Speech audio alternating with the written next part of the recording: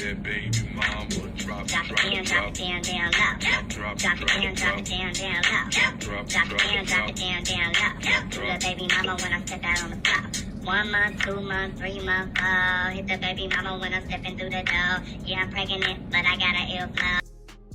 Long after the London rain washed the chalk, it's a boy from Buckingham Palace's pavement. The timeline of Archie Harrison, Mountbatten, Windsor still reads like a detective board. Red string clues, missing signatures, and a palace press office caught juggling time zones. Stick around, because the very first oddity began before Meghan was even wheeled into Portland Hospital, or wherever the birth actually happened. On 6 May 2019 at 1 p.m. London time, Buckingham Palace finally told reporters the Duchess of Sussex was in labour. Nice, except Archie's birth certificate later revealed he'd been born at 5:26 a.m, a full 7+ hours earlier. Like her it's because she's a woman. No, her pregnancy bump, about whether it was real or whether it was fake and all those conspiracies. What's misogynist about that? What, questioning someone's bump, whether it's real? You can question so everything when somebody puts out a video like that. Why the delay? Harry and Meghan's own PR team had publicly promised to alert the royal rota the moment contractions started, yet phones never rang. Reporters outside Windsor learned about labour from Sky News tickers, not palace emails. Even seasoned royal correspondent Chris Shipp muttered on air, "Something about this feels off." When pressed, aides blamed misinterpretation and an internal comms error. Translation? "We're not telling you." The blackout set the tone. Hours later, when journalists asked a simple yes or no, "Has the baby already been born?" Palace staff looked them dead in the lens and said no. 2 hours after that, the Sussex Instagram account announced Archie's safe arrival. The contradiction wasn't a misprint, it was an outright lie, and every newsroom knew it. American Riviera Orchard, all of these other sort of projects that have come and gone. And in that, she's already sort of subtly moving on. She said, this was great, but maybe there's talk of a second season. She's sort of retroactively making it seem like it was always going to be a one-off, and that wasn't true. No. Royal birth announcements are usually clockwork, hospital press pen, midwife signatures, easel outside the palace. Archie's rollout felt like a Hollywood embargo.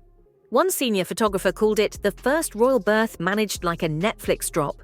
When tabloids chased the timeline, officials claimed an all-staff email failed to send. In a palace where half the courtiers still fax invitations, the excuse rang hollow. Even Dan Wooten, then executive editor of The Sun, landed 8 forensic questions on the Queen's press desk, an almost unheard-of power move. The palace, rattled, answered each on the record, without actually explaining anything. Conspiracy? Maybe. Convenient? Definitely.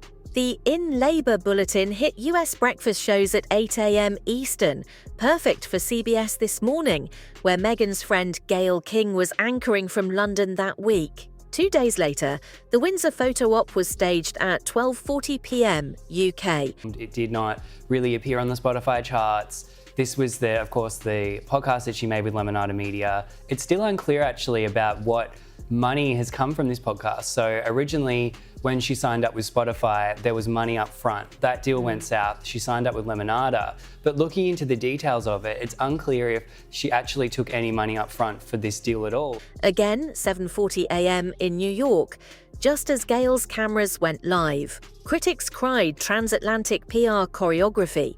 Courtiers insisted the timing merely fit a private family visit with the Queen first.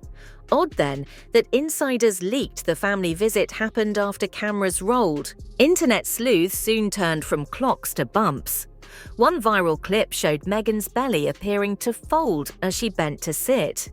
Another day, the bump looked flat, then huge again. TikTok autopsies exploded, claiming she wore a moon bump, a brand of prosthetic belly, and hired a surrogate. When Meghan posted a light-hearted baby mama dance video from a hospital room, conspiracy fires roared back to life.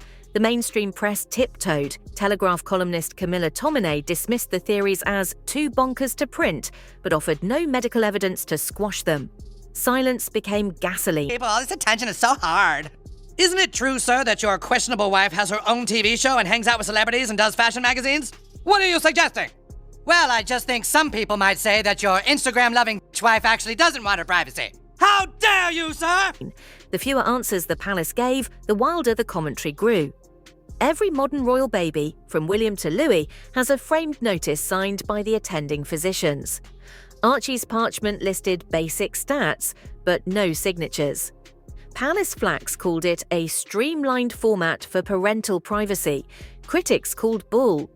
Under the 1701 Act of Settlement and later Royal Marriages Acts, succession heirs must be born of the body of a royal mother. Verification isn't trivia, it's constitutional bookkeeping. Without doctors' autographs, eagle-eyed monarchists argued the document might as well be a grocery receipt. Fast forward to 2025, a Change.org petition with 140,000 signatures demands independent proof Archie and Lilibet meet succession criteria. Meanwhile, YouGov's May tracker shows only 27% of Britons hold a positive view of Prince Harry, with 63% negative, his worst rating on record. Pollsters note a trust deficit. Anyway, the final guest is someone called Sarah Blakely. She's the founder of Spanx, and that was an intimate apparel company that sold pants and leggings. She founded that in Atlanta in Georgia. Anyway, she sold out, made a lot of money. Especially among voters over 50 who follow constitutional issues. Whisper it in club lounges, and courtiers admit they fear a legal time bomb if Charles III one day must issue letters patent for titles or retract them. The first public glimpse of Archie should have eased nerves. Instead, it fueled new ones. Wrapped so tightly his face was barely visible. The 2-day-old infant resembled a head peeking from a cotton chrysalis, as one Times sketch writer quipped. Only a single US network pool camera filmed, British tabloids were forced to buy footage. In contrast, William and Kate had faced flashes on the hospital steps within hours. If transparency buys goodwill, the Sussexes chose store credit, and the palace footed the PR bill.